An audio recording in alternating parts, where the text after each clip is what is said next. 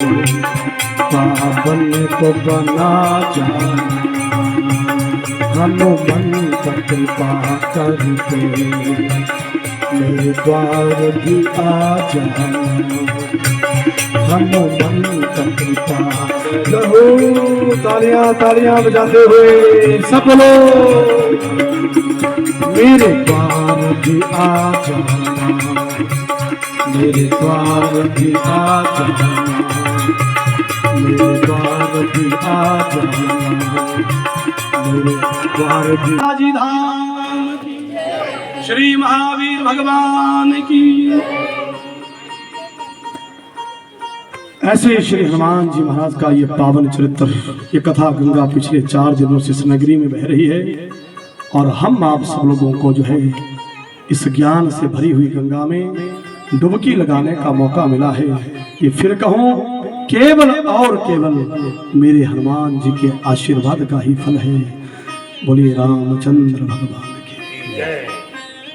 किस्मत वाले हैं वो लोग कली काल में जिनको हनुमंत कथा में बैठने का और हनुमान जी महाराज के पावन चरित्र को सुनने का मौका मिले, वो लोग बहुत भाग्यशाली हैं।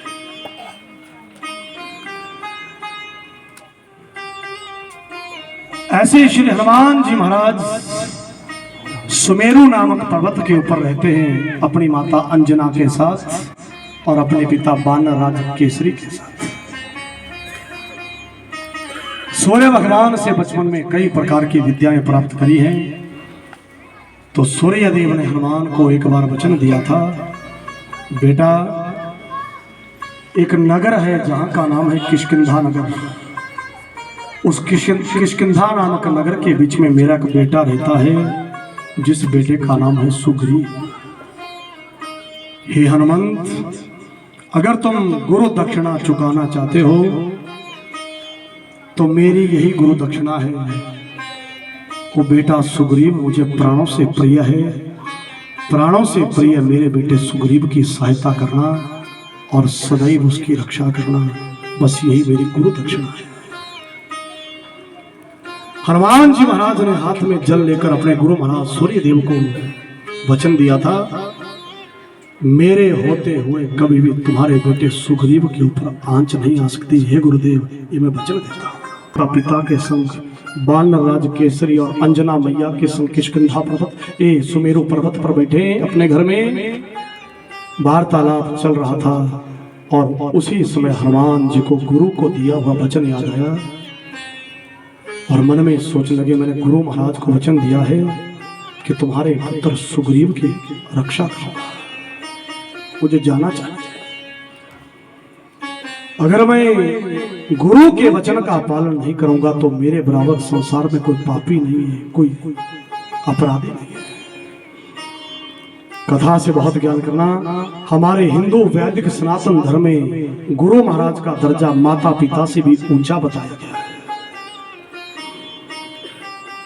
माता पिता से भी गुरु महाराज का दर्जा ऊंचा बताया गया है हमारे शास्त्रों के बीच में। तब एक दिन हनुमंत ने कहा, हे माते, हे अंजना मैया, मुझे किष्किंधा जाना होगा, मैंने वचन दिया है। जब ये शब्द कहे तो अंजना मैया और बानर राज केसरी जो है उदास हो गए। अंजना मैया के नेत्र जल से भर गए, पुत्र की याद आने लगी। अंजना मैया ने हनुमान का बाल्यकाल बहुत लाड से, बहुत प्रेम से भरण पोषण किया है। मातु अंजना को हनुमान बालक बहुत प्रिय है, बहुत प्यार है माता के लिए हनुमान से। माता उदास हो गई, चेहरे पर चिंता के निशान आ गए, नेत्रों से प्रेम की अश्रु बहने लगे। तो उसी समय हनुमान ने अपने हाथों से मां के आंसुओं को पूछा, मां तुम रोदन क्यों कर रही हो? अंजना रोते रोते कहती है, बेटा तू चला जाएगा, तेरे बिना मैं जीऊंगी कैसे? बहुत कथा से ज्ञान करना। माता पिता के लिए संसार में संतान से बढ़कर, पुत्र से बढ़कर और कोई दूसरी प्यारी वस्तु नहीं हो सकती। बेटा तुम्हारी यादों में हम कैसे तुम्हारे वियोग में रहेंगे? बेटा आप हमें छोड़कर मत जाओ, हे हनुमंत यहीं रहो। हनुमान जी ने कहा, मैया मैं रह तो जाता लेकिन मैं गुरु महाराज को वचन दे चुका हूँ और अगर मैं गुरु आज्ञा का पालन नहीं करूंगा तो मुझे दोष लगेगा। बोले गोविंद भगवान की। माता जी छोटा बच्चा किसका, पकड़ लीजिए, बच्चा गिरेगा नुकसान, कथा में थोड़ा विलंब भी हो रहा है। ये बालक किसका है माता जी? हाँ बेटा पकड़ लो बच्चे, बच्चा गिरेगा नुकसान होगा, पकड़ लो बेटा। हाँ मैया जल्दी से आओ, हाँ जल्दी जल्दी जल्दी से आओ, बच्चे को पकड़ लो कहीं बच्चा गिरे ना। और कथा में वैसे रुकावट भी हो रही है ऐसी बातों से। हाँ थोड़े तो लाइट की कमी थी, थोड़ा सा पकड़ लेता कि ऐसी बीच में कोई बात ना हो, खुले बच्चे को ना छोड़ा। बोले सच्चिदानंद भगवान की, उमापति महादेव की, सदगुरुदेव भगवान की। श्री राम जय राम जय जय राम, श्री राम जय राम जय जय राम, श्री राम जय जय राम, श्री राम जय जय राम, श्री राम जय जय राम, श्री राम जय जय राम, मंगल भगवान मंगल हारी, मंगल सब गाइए मानस की चौपाल सब लोग। द्रपहु अजीर बिहारी, द्रपहु अजीर बिहारी, श्री राम जय जय राम, श्री राम जय जय जय जय राम, जय जय राम।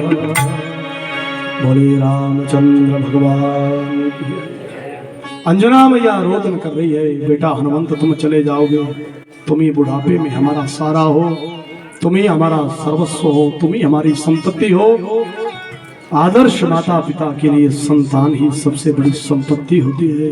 बेटा तुम चले जाओगे तो तुम्हारे वियोग में कैसे रहोगे। तब हनुमान जी ने वचन दिया है मैया, और हे पिता मैं बीच बीच में कभी कभी तुम्हारे पास आऊंगा और बुढ़ापे में वचन देता हूँ तुम्हारी सेवा जरूर करूंगा जब तुम्हें जरूरत होगी, और बीच बीच में कभी आता रहूंगा, लेकिन गुरु को जो वचन दिया है वो वचन मुझे पूर्ण करना होगा।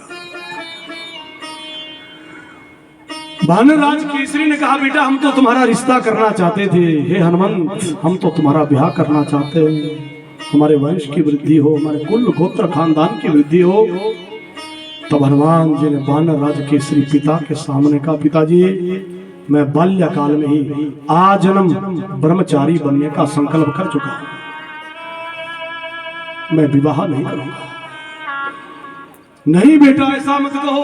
हाँ पिताजी मैं वचन कर चुका हूं गुरु महाराज के सामने, आज जन्म में ब्रह्मचारी बनकर रहूंगा और पूर्ण ब्रह्मचर्य व्रत का पालन करते हुए अपने परमात्मा की सेवा करना चाहता हूं। मैं कभी भी गृहस्थ के संबंधन में, शादी ब्याह की समाया के उलझन में कभी बंधना नहीं चाहता। पिताजी ये गृहस्थ, ये शादी विवाह सब माया का रूप है, आज तक इस माया के बंधन से कोई बचा नहीं, लेकिन मैं इस माया के बंधन में बंधना नहीं चाहता हूँ और माया के बंधन से परे हटकर अपने राम जी भगवान की सेवा करना चाहता हूँ और ब्रह्मचारी बनकर सदैव प्रभु की सेवा और भक्ति करना चाहता हूँ। तब वानरराज केसरी ने कहा हनुमंत तुम्हारी इच्छा है, चलो किष्किंधा के जो राजा हैं जिनका नाम बाली है वो मेरे परम स्नेही है, परम मित्र है। कपिराज उन बाली के पास मैं तुम्हें ले चलता हूं। और एक दिन केसरी ने अपने पुत्र हनुमंत को संग में लिया और इस प्रकार से हनुमान को संग में लेकर सुमेरु पर्वत से चले और किष्किंधा में बाली के महल में जाना चाहते हैं। हमारे शास्त्रों के बीच में कथा मिलती है, किष्किंधा के राजा हैं बाली और उनके छोटे भाई हैं सुग्रीव। बाली की एक पत्नी है जिसका नाम है तारा और सुग्रीव की एक पत्नी है जिसका नाम है रूमा, और बाली के एक पुत्र है जिनका नाम है अंगद। कई बार मन में शंका पैदा हो जाती है, बाली और सुग्रीव कहां से आई है, कौन है, इनका परिचय क्या है। तो मेरे भाई बहन, शास्त्रों में कथा मिलती है, हनुमंत चरित्र के बीच में वर्णन मिलता है कि बाली और सुग्रीव जो हैं, इनकी माता एक है लेकिन इनके पिता दो हैं। पिता दो है और माता एक है।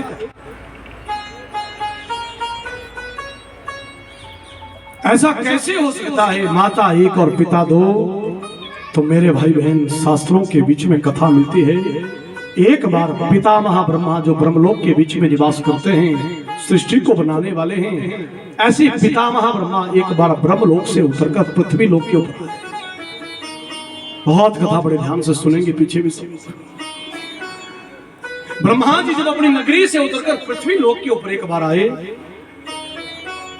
तो एक बार ब्रह्मा जी के बाईं आंख में कीचड़ पैदा हुआ। जैसे रात्रि को हम आप लोग सोते हैं और सुबह उठते हैं, तो कई बार हम आप लोगों की आंख में एक मैल हो जाता है, एक मैल, एक कीचड़ पैदा। ब्रह्मा जी ने अपने हाथ से बाएं आंख में पैदा हुए उस कीचड़ को हाथ में लिया और धरती पर फेंक दिया। बाएं नेत्र के उस आंख के मैल को, कीचड़ को जब धरती पर फेंका, तो कथा कहती है ब्रह्मा के बाएं नेत्र के कीचड़ से धरती पर एक दानव पैदा हो गया, जिन दानव का नाम हमारे ग्रंथों के बीच में रीछराज बताया है। ऋक्षराज नामक उस दैत्य ने ब्रह्मा को कहा, मुझे भूख लगी है। ब्रह्मा जी ने कहा, हे बेटा, मेरे आंख के कीचड़ से तुम पैदा हुए हो, दक्षिण खंड में चले जाओ और जंगल के बीच में जो तुम्हें कुछ खाने के लिए जीव जंतु मिले उनको खाना और अपनी भूख को, अपनी प्यास को शांत करना। ब्रह्मा की आज्ञा से वो दानव रीछराज जो थे वो दक्षिण में चलने लगे। चलते चलते दूर एक वन के बीच में पहुंचे, तो वन के बीच में एक सरोवर है, एक तालाब है, जिस तालाब को किसी समय जगत की माता पार्वती ने श्राप दिया है, दुनिया का कोई पुरुष जो इस तालाब के बीच में नहाएगा वो स्त्री बन जाएगा, वो नारी हो जाएगा। आज ये रीछराज चलते चलते सरोवर के पास गए, प्यास लगी है, तट पर बैठ गए, मैं पानी पीऊं। पानी पीने को तैयार हुए तो सरोवर के बीच में अपनी परछाई देखी, पानी के भीतर वैसा ही दूसरा दैत्य देखा। इस रीछराज को ये पता नहीं लगा कि मेरी परछाई है, सोचा कोई पानी के भीतर दूसरा दैत्य है। उस दैत्य को मारने के लिए रीछराज ने हाथ उठाया, तो पानी के भीतर परछाई, उस परछाई ने भी मारने को हाथ उठाया। रीछराज ने सोचा मेरे होते हुए इस वन के बीच में दूसरा दैत्य मुझे मारने के लिए हाथ उठा रहा है। दैत्य, मेरे होते हुए तू जंगल के बीच में कौन है? पानी के भीतर भी तुझे मार दूंगा, छोड़ूंगा नहीं। और छलांग मार दी पानी के अंदर। वो परछाई थी उसी दैत्य की, पार्वती का श्राप है, जो कोई इस सरोवर के बीच में नहाएगा वो स्त्री बन जाएगा। सरोवर में छलांग मारते ही वो रीछराज दानव बहुत सुंदर नारी बन गई, अत्यधिक रूपवती नारी, ऐसा हनुमंत चरित्र में लिखा है। ऐसी वो नौजवान स्त्री, परम सुंदर स्त्री सरोवर से जब बाहर निकली तो कथा मिलती है मेरे भाई बहन, आसमान के बीच में से इंद्र महाराज, देवताओं के जो राजा है, वो अंतरिक्ष से जा रहे थे अपने वाहन पर बैठकर, और इंद्र महाराज की दृष्टि उस सुंदर नारी के ऊपर पड़ी। तो इंद्र महाराज ने अपने वाहन को रोक दिया, एक टक नजर से देखने लगे, बहुत सुंदर है। हनुमत चरित्र में लिखा है, त्रिलोकी के बराबर इस नारी के बराबर संसार में कोई दूसरी सुंदर स्त्री नहीं है। इंद्र महाराज ने इस नारी को देखा, मोहित हो गए, और उसी समय मोहित होकर इंद्र महाराज के शरीर से एक शक्ति अलग हुई, और वो शक्ति जो है इस नारी के बालों के ऊपर, शीश भाग के ऊपर गिरी, और बालों पर जो शक्ति गिरी, बालों से एक पुत्र पैदा हुआ। बालों से जो पुत्र पैदा हुआ उस पुत्र का नाम बाली हुआ। ये बाली इंद्र महाराज की शक्ति से पैदा हुए हैं, ये परम बलवान है, महाबल। इंद्र महाराज ने अपने पुत्र को देखा, प्रसन्न हुए तो आशीर्वाद दिया, जा बेटा आज के बाद जो भी कोई शत्रु तुम्हें सामने से मारने के लिए आएगा, उस शत्रु का आधा बल जो है वो बेटा तेरी भुजा के बीच में आ जाएगा। जो कोई शत्रु भाव से तुझे मारने के लिए आएगा, उसकी आधी शक्ति आधा बल तेरी भुजा के बीच में आ जाएगा। ये मैं वरदान देता हूं। इंद्र महाराज चले गए। कथा कहती है थोड़ी देर में सूर्य भगवान रथ पर बैठकर आसमान से जा रहे थे, तो मेरे भाई बहन ये सूर्य देव ने भी सुंदर स्त्री को देखा, तो सूर्य ने भी अपने रथ को रोक दिया। सूर्य भी सुंदर नारी को देखकर मोहित हो गए और सूर्य भगवान के शरीर से भी एक शक्ति गिरी और सूर्य की वो शक्ति उस नारी की ग्रीवा गर्दन के ऊपर जाकर गिरी और सुंदर नारी की ग्रीवा से एक बहुत सुंदर बालक पैदा हुआ और ग्रीवा से गर्दन से जो पुत्र पैदा हुआ उस पुत्र का नाम सुग्रीव हुआ। बोलिए सच्चिदानंद भगवान की। ये सूर्य के बेटे हैं सुग्रीव। हनुमान जी महाराज जा रहे हैं सूर्य के पुत्र सुग्रीव की सेवा करने के लिए, रक्षा करने के लिए, और चलते चलते हुए श्री हनुमान जी किष्किंधा नगरी के बीच में राजा बाली के महलों के बीच में पहुंच गए। राज बानर का बेटा जिसका नाम हनुमंत है वो आया है, तो बाली ने सुग्रीव को संग में लिया, अंगद को संग में लिया, बानरों को संग में लिया और हनुमान जी का घर के आंगन में आकर फूल माला पहनाकर बहुत आदर किया, सम्मान। आओ केसरी नंदन तुम्हारा स्वागत है इस किष्किंधा की पावन धरा के ऊपर। और इस प्रकार से केसरी जो है एक रात्रि को बाली के घर में रहे, दूसरे दिन वापिस अपने घर को सुमेरु पर्वत को लौटाए और अब हनुमान जी जो है वो सुग्रीव के संग, अंगद के संग और बाली के साथ उस नगरी के बीच में निवास करते हैं। धीरे धीरे काल व्यतीत होता चला गया। ऐसी कथा मिलती है एक बार रावण ने बाली को ललकारा। बाली में बहुत बड़ा बल था, बहुत शक्ति का भंडार है बाली की भुजा। बाली को भी बाबा तुलसीदास जी ने मानस के बीच में बलशाली कहा, बहुत बलवान है बाली।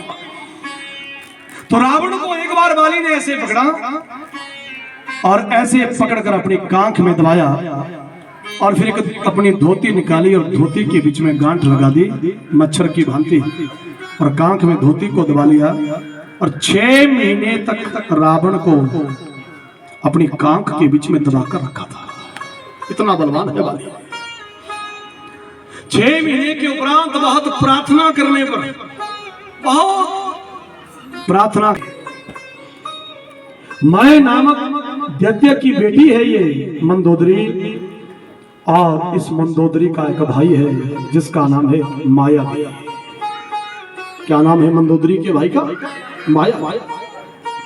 माया भी दैत्य थे, बलवान थे। उन्होंने जब सुना कि रावण को बाली ने पकड़ा था तो एक दिन माया भी दैत्य जो है बाली को ललकारता हुआ एक दिन किष्किंधा में बाली के महल के आंगन में